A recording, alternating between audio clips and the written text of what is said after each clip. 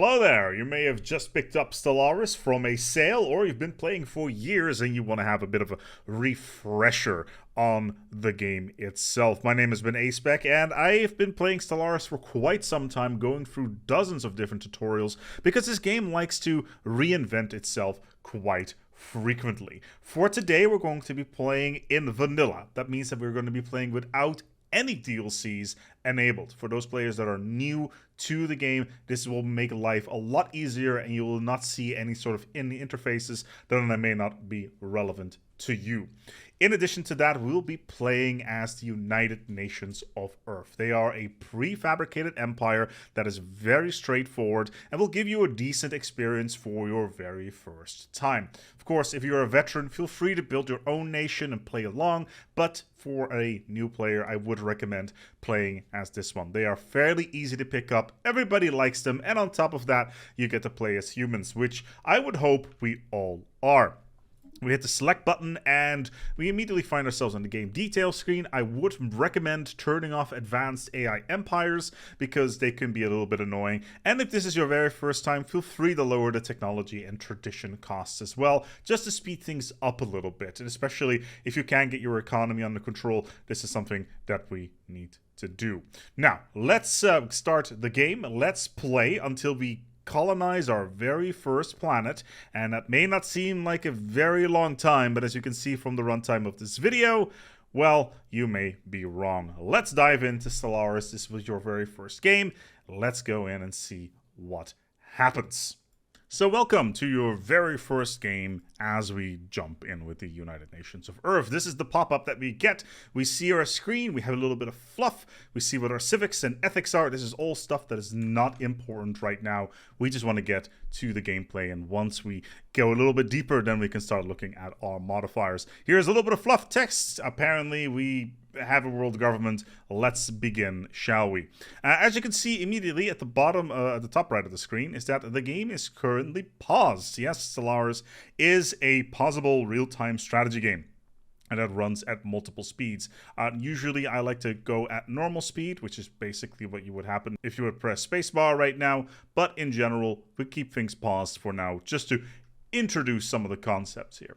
First of all, at the top of the screen are all the resources that are available to us. There, basically everything that is important is listed here in terms of what we have in our proverbial space wallet. First of all, on the left there is energy, which allows us to buy things or upkeep robots. We got minerals, which allows us to build buildings or create alloys. We'll go into those a little bit sooner. Then we got food, which is to feed our population. Consumer goods, which is to keep them happy. Alloys, which build ships as well as space stations. Influence, which allows us to exert political power and claim territory. Unity, which is basically our cultural output. Science, which is our science. A bunch of strategic goods that we will not be covering in this video. Empire sprawl, which is essentially how big our empire is and whether or not the bureaucracy is getting too big or not. So that's essentially what is referred to here. How much population we have in our empire? I was going to say how many pops. Pops are a abstract version of population. It doesn't really matter all that much, but what matters is that this number gets as high as possible. How many leaders we have, how many we can recruit, and how many envoys we have. Yes, it's 3 topics in one icon. Starbase capacity is how many starbases we have and how many we can build. This is a soft cap. We can go over that whenever we want. Or naval capacity, and naval capacity really, which is how many ships we have and how much more we can build.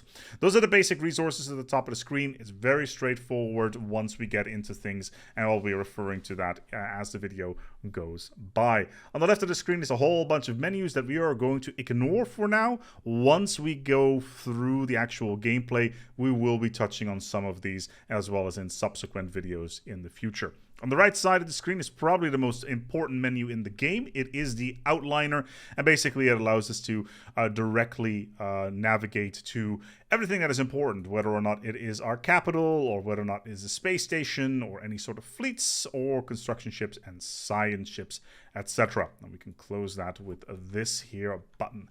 Very useful. Now, what are the first things that we are going to need to do in this game? Well, as you can see on the top of the screen, there are 3 items that require our attention, which is science. Science comes in 3 categories. There is, of course, the physics, the society, and engineering research. This is all being handled by one scientist who will be taking care of all this stuff, and whatever traits they have will be impacting the science development, basically.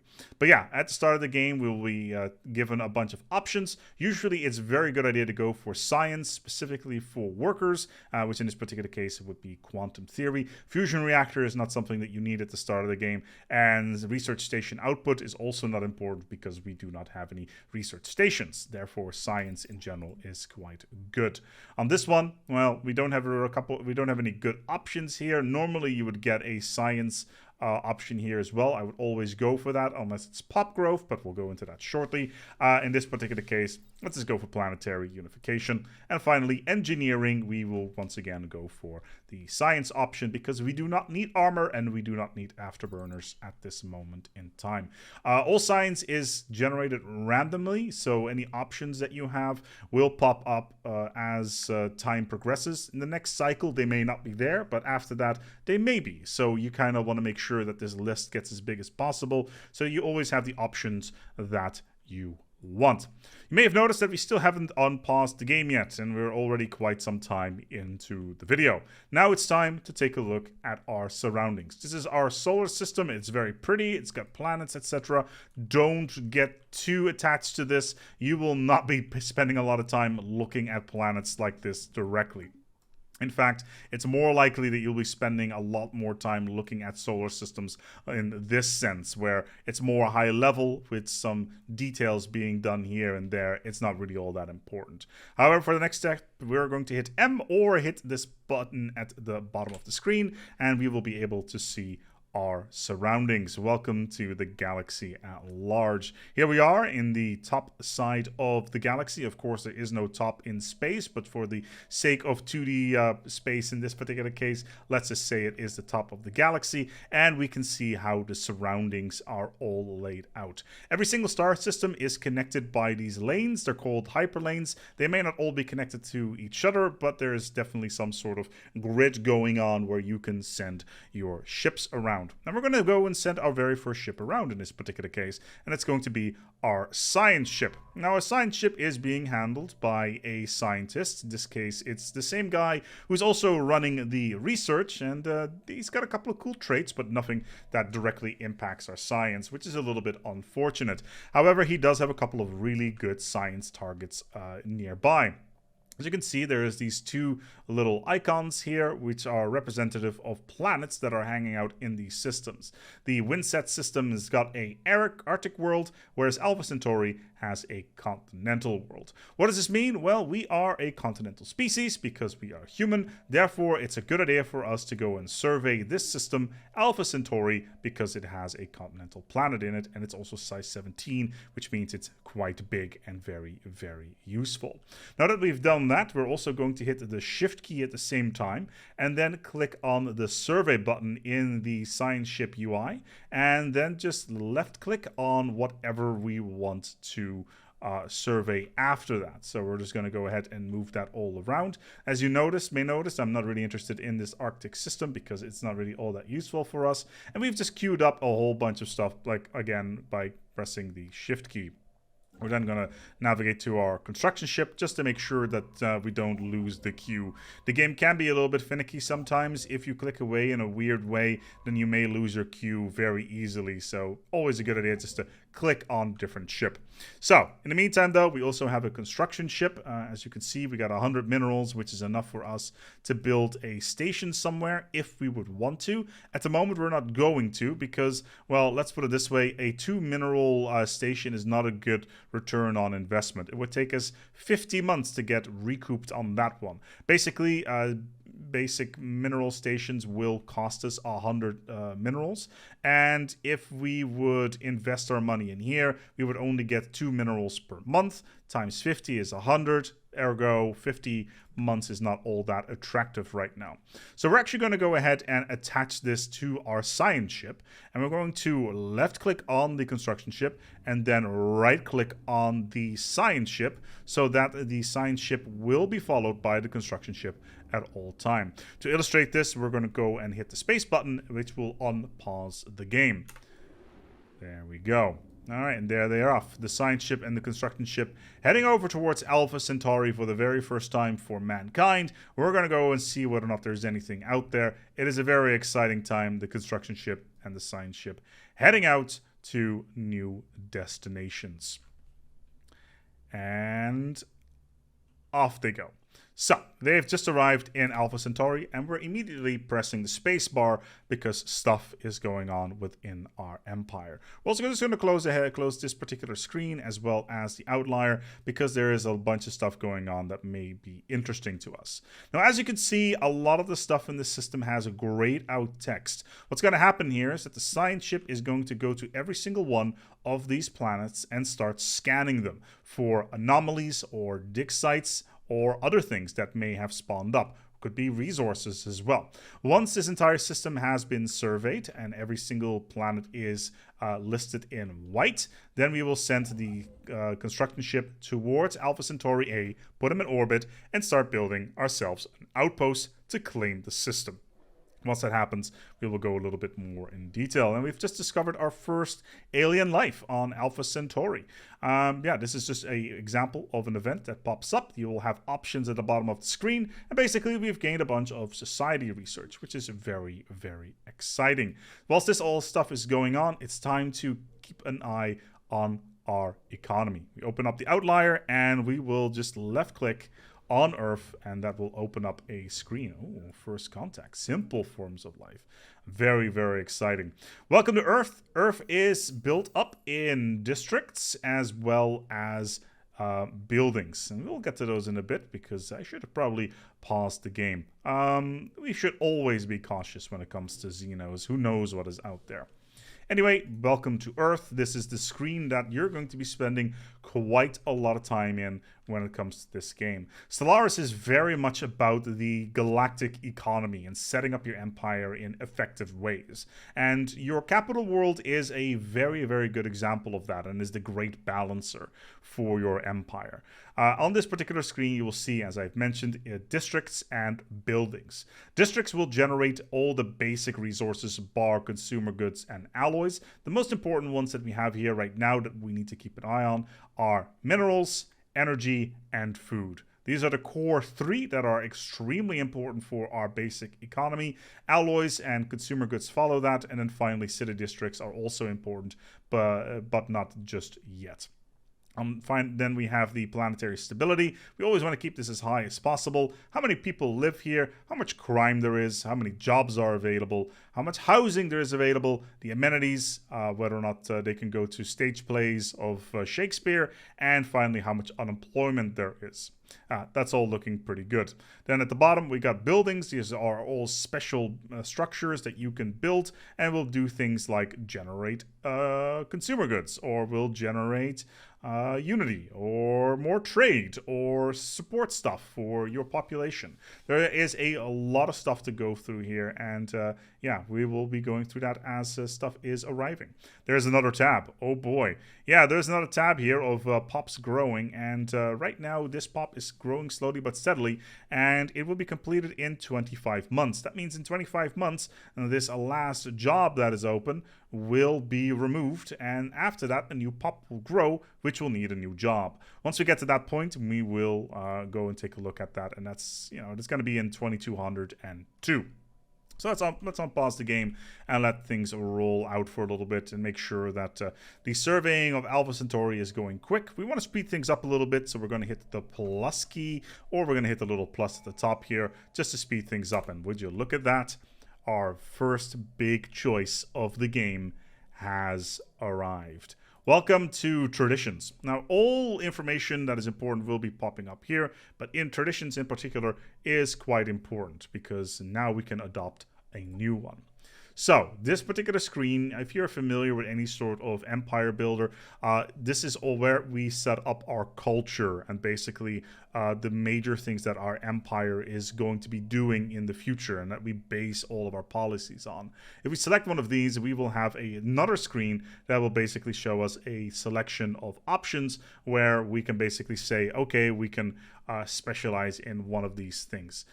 Normally at the start of the game, I would recommend either going for discovery or expansion. I know that there's a lot of options here, but discovery and expansion are both quite good. Expansion is great for expanding your empire quickly and cheaply, whereas discovery is very good to find new things in space, etc. In this particular case, we are going to go for discovery, and we're going to go ahead and adopt that and hit the yes button.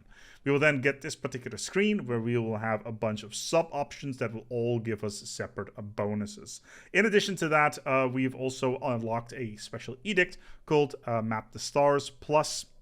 We will find anomalies to be researched a lot quicker. And once an anomaly is found, we will go into that. But for now, we're going to leave the screen and go to this one over here. If we hit F2 or we go to the government screen, you will see that we have 3 people who are in charge of our empire. We got the Minister of Defense, we got the President, and we have the Head of Research.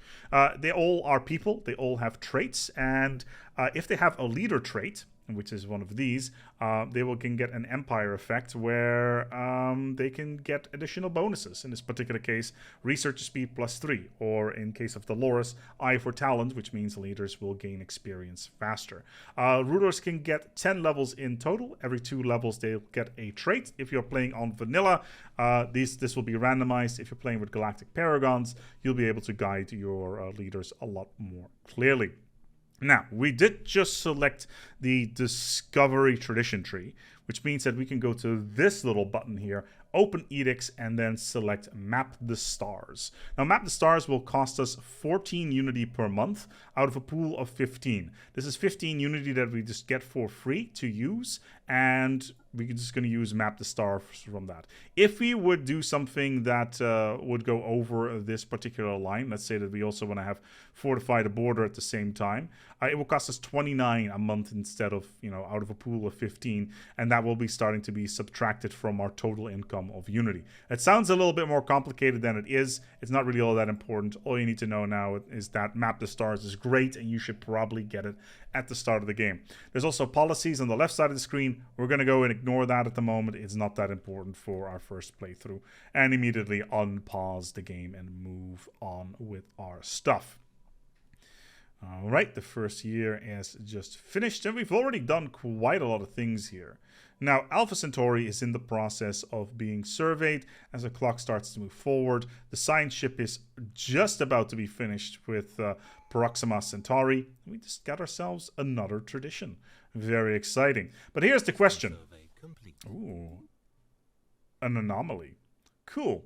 Apparently, Proxima Centauri B's peculiar orbit around its red dwarf star renders the planet tightly locked, and we can investigate that, and that's where scientists come in.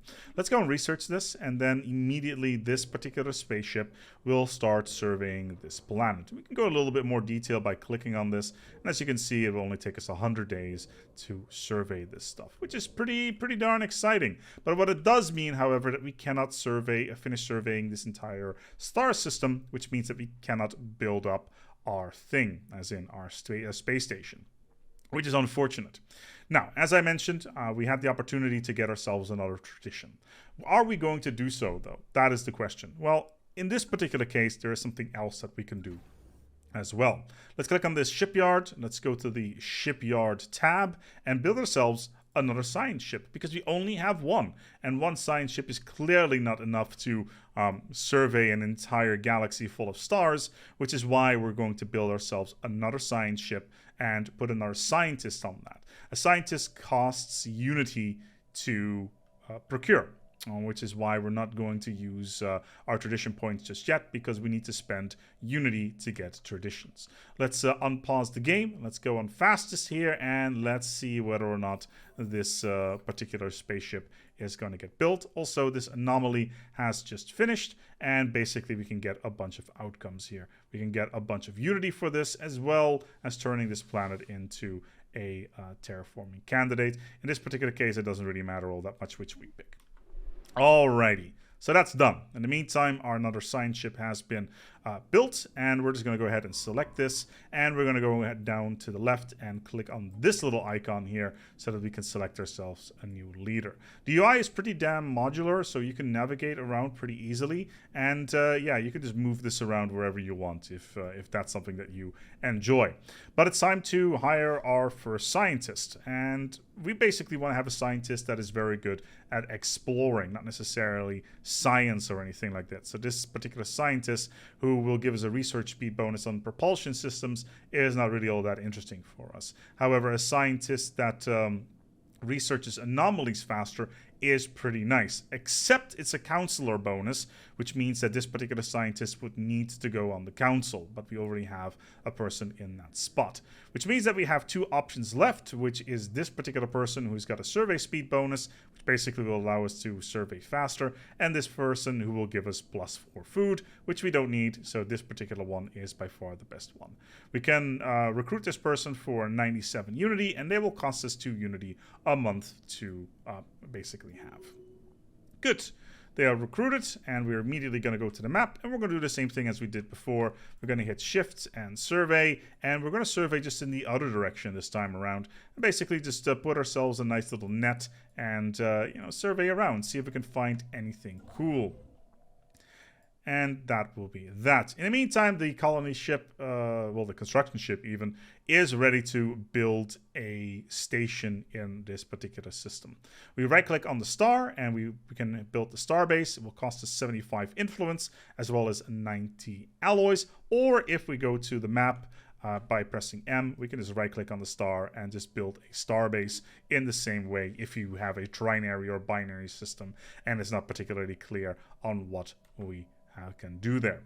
Now we have another tradition. We don't necessarily need to go for the same same tradition again. We can just pick something else. Like we can go for that expansion tradition if you want to, or prosperity. Prosperity is quite good, but there's a bunch of options here that you can select and just read through them and see what you like. In the meantime, though, we're just going to go ahead and stick with this. We're going to go for boldly go, which will increase our survey speed, which is exactly what we want, and basically we'll be able to discover things faster and more efficiently. We got a second one straight away as well, because we got that event earlier from Alpha Centauri, which is nice. We're not going to go for databank uplinks just yet, because we do not have any bonuses that apply to research stations. No, we're going to go for science division, because we will get additional research alternatives, which is great for us, because it means that we can basically select new science. Now, remember what I said earlier, that we have a pop that is going to grow in 24 months. Well, 24 months are about to finish from what I see here. Yeah, in 4 months' time, we will have ourselves a new pop, and they will start to do new things. There we go. And there she is. Okay. As you can see, immediately that pop will take a job that is available. And now we have 0 jobs within this particular part of the world. What we can do here now is just take a look at the top of the screen and take a look at which goods we need. Now, right now we're very low on consumer goods, so it may be a good idea to build a industrial district which produces consumer goods. So we're just going to go ahead and click on the industrial district and just build, and off we go. Now, because this is our capital world, we can also go to the features button and select sprawling slums. Sprawling slums will generate us a free pop, which is rather nice, because pops are the most important resource within the game, because they will populate your planets and do all the work. This does, however, mean that in approximately 40 months, this job will now also be filled, because a industrial district will generate 2 jobs, which means that if we get 2 more pops, those jobs will be filled, which means that we need to build the next building. Never overbuild your districts. They do cost upkeep and they do cost minerals to build. Only build them when you know that you need them. Otherwise, you're going to end up with these gigantic planets just cost a lot of resources to upkeep and also a lot of resources to build. Only build one of them at the time if you can afford it. In the meantime, though, it looks like construction has been completed in Alpha Centauri, which is an exciting time. And it means that we have now claimed this solar system for our empire. The border has grown, and it means that we have more stuff available to us. Now, let's go and click on the planet here, because it means that we can now colonize this world. We can colonize Alpha Centauri 3. There's a lot of stuff going on. This planet looks really, really nice. We've got a lot of minerals on this planet, which means that this would be an excellent mineral production world. Not food, not energy, minerals. They've got a lot of them. Maybe a dash of energy. It could work. Could work. We also have a features button here, which basically tells us what kind of features we have on this planet. This is information that you do not need. The only information that you need here is that there's blockers, which we can get science for to remove. And as you can see here, there's a couple of stripe throughs on the energy, basically saying, hey, you cannot build here. Now let's colonize this world. But oh no, we do not have enough consumer goods. We're actually lacking 5 consumer goods in order to get our colony ship going here. That's a problem. That is a big problem. If only we had something to deal with this. And welcome to the market, because we need consumer goods. So let's click on consumer goods. This will open up the market tab. The market tab basically shows us, hey, these are the goods that you can buy from the private industry in order to fill up your needs. So at the start of the game, you're going to be using this quite a lot, because right now I need consumer goods, but I don't have enough of them. So I can buy 50 consumer goods for 130 energy. And I got 2,000 energy in the pool, which is great. So let's just buy 50 energy, and now I've got all the consumer goods that I need to build the colony ship that I wanted. You can do this with other goods as well. Let's say I need alloys. I can buy those. Alloys and consumer goods are quite expensive, so do be careful. But food and minerals, it's all possible.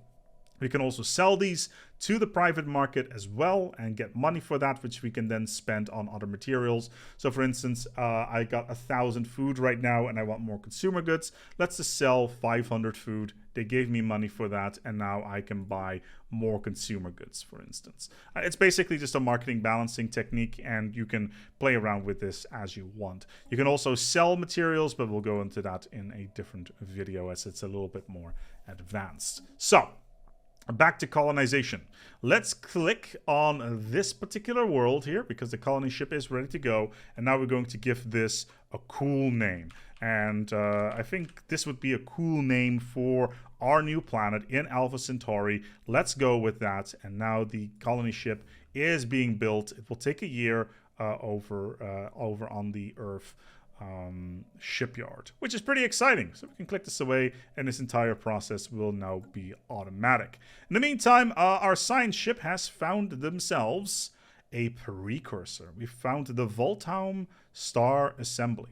Now basically this is a longer event chain where basically we can find stuff all over space regarding this particular precursor empire, and if we hit a certain threshold we can find their lost homeworld and see what sort of resources they had and exploit that, and maybe also get something special down the line. But just in time, as we just got ourselves a council agenda. Now, council agenda, if you guys remember these counselors from earlier, the council agenda was at the bottom of the screen, and as you may have noticed, I did not talk about it at all. Now, the council agenda is basically additional abilities or additional modifiers that your counselors can give to your empire. In this particular case, infinite opportunities will give our citizens additional happiness. 4% as when they're building this up, and 10% when it gets triggered. So if I press this button right now, I will get a 10% bonus on my pops. Happiness is always good because happy pops are working pops, which is exactly what we want. But we can set a new agenda just by clicking on this once again. We have a few options here based on our ethics. Ethics is something that we can go into in the how to build an empire video. But in the meantime, though, we can basically say, hey, I would like to have more unity a month. I would like to have more trade value, or I would like to have faction approval. You don't need to worry about faction approval. We can go with evolving society for now and just get more unity so we can get more traditions even quicker.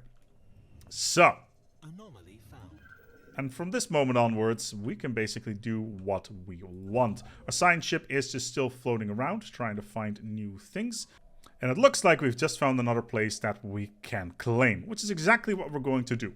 Now, do keep an eye on what systems you claim. The systems with higher modifiers are usually the better ones.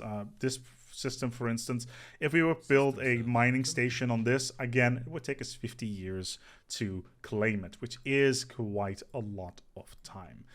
But yeah, it looks like our colony ship is just about to roll off the factory floor, and there they go. And in the meantime, we can also do another tradition. So we're just going to go ahead and get this leader pool upgrade, which is really nice because we do need more leaders to keep our empire busy.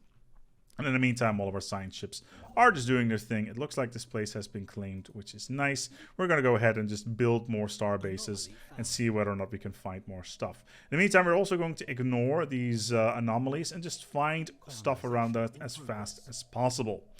And it looks like our first colony is just underway. Yes, our colony ship has arrived, which is great for us. And we'll just pause the game. As we click on the planet, we will see that the planet is being colonized. It will be completed by 2206, which ironically will also be the end date for this particular video. But that's still 2 years of game time away. But yeah, like I said, a great mineral world here. A lot of mineral districts for us to use. Once again, I only built one of them. Plus reasonable planetary features as well, which is rather nice. We're going to go ahead and ignore this thing because it's not all that important for us. Also, our scientists are not high enough level for a lot of these events. And just in time, we got our first science done as well. Let's get some new research going, shall we? We've got a lot of good options. We got some miners on our planets, which means that we can get some good minerals. I do like that. On the society side, we have some pop growth speed modifiers, which we would always want. It's usually a good idea to go for some of the cheap ones if there's something that you don't like, or if the list in general is not all that great, just go for all the cheap stuff. But for now, pop growth is amazing. We always want more pop growth. And we have another tradition available. So let's get faith in science just to get things rolling. We just have one more tradition available until we get something special. So that's pretty cool. Ooh, what's this? Another continental world, you say, that we have just discovered. There is Sirius 3. Size 23 world, which means it's very big. We could put a lot of districts on it. The bigger a planet is, the more districts we can place on it, which is what we need. So we're just going to go ahead and beeline it for that particular world, and let's hope that we have enough influence to actually claim that system. In the meantime, we will get these random events every once in a while. This is the Habitable World Survey. Always do it. It's just free. It will just run by itself. It is rather nice. Let's take a quick look at our home world. We still have available jobs here, which is nice. You do see this little icon here. It means that there's blockers on the planet, which we can remove. We're going to ignore those for now because they're not all that important. And we have some more science as well. We're going to use the survey speed bonus here because we want to know what is around us, as well as getting the ability to claim the system very, very soon. Hopefully we can get that. We can go a little bit faster here by clicking on the shipyard and just build the colony ship outright. And then once the colony ship is done, just send it over to this world as soon as it is claimed, or at least this system. That basically bypasses the whole need to go to Sirius 3, then hit the colonize button, and then build this, the spaceship in the shipyard. Now the station will already have built the colony ship, which would be very useful. Let's go and claim the system. We have enough influence, which is great. We found ourselves another planet, another Alpine world, and another Gaia world over here. It's called Prophet's Retreat. It's got a bunch of shiny stuff on it. If a planet looks like this, ignore it. I know it's a Gaia world. I know it's a perfect planet. But if it has the word Prophet in it, it's probably not a good idea to claim it. Feel free to do so if you really insist, but I would not, suggest it in any way, shape, or form. We got another tradition available, so we're going to go and get ahead and get this last one. And as you can see, we now have unlocked an Ascension perk. An Ascension perk is basically an additional bonus that we can get for filling out an entire tradition. We click on it, and we have an entire list of cool things that we can get for our empire. Usually, it's quite good to go for technological ascendancy, or one vision, or executive vigor. Even transcendent learning is quite good these days. In this particular case, just go for technological ascendancy. It is quite nice. We'll click this away, and we will be able to select our next tradition tree soon. But on that bombshell, it looks like we have just managed to colonize our first planet. This particular world has now been colonized. The colonization process has finished. And as you can see, we have a singular pop living on this planet. They are in fact a colonist, and they are ready to beaver away on this world, which is going to be a mining world. Very exciting. A singular district being built here, ready for workers to arrive. And on that bombshell, finishes the first 6 years of gameplay within Stellaris. We've colonized our very first world, and there is so much stuff still to do. I haven't even gone over this side of the screen. I haven't even gone into a whole bunch of stuff over here. Or what does naval capacity mean? How many stations can be built? What can leaders do? Oh my god, there is so much stuff to go over, and I can totally understand that you are completely overwhelmed by all the options. And because of that, I would recommend for you to subscribe to the channel and to follow this particular series of videos so we can learn more about Stellaris as we go through all the systems and slowly but steadily introduce more and more of the game to you. Now, next time, we're going to go over the colonization process as well as more planetary management. Maybe we'll even make first contact. Who knows? But make sure to check in for then. In the meantime, though, these videos are made possible by my shed. My shed is something that is a little project I've been working on. It's currently a little bit of a mess. But yeah, I'm trying to improve it, and your support will make that even better. So if you want to become a patron, for instance, feel free to do so. It directly affects the quality of whatever shed I'm going to be building in the backyard, and that's basically that. Thank you so much for watching. Until next time, make sure to subscribe for more tutorials about Stellaris, and take good care of yourselves. And as always, each other.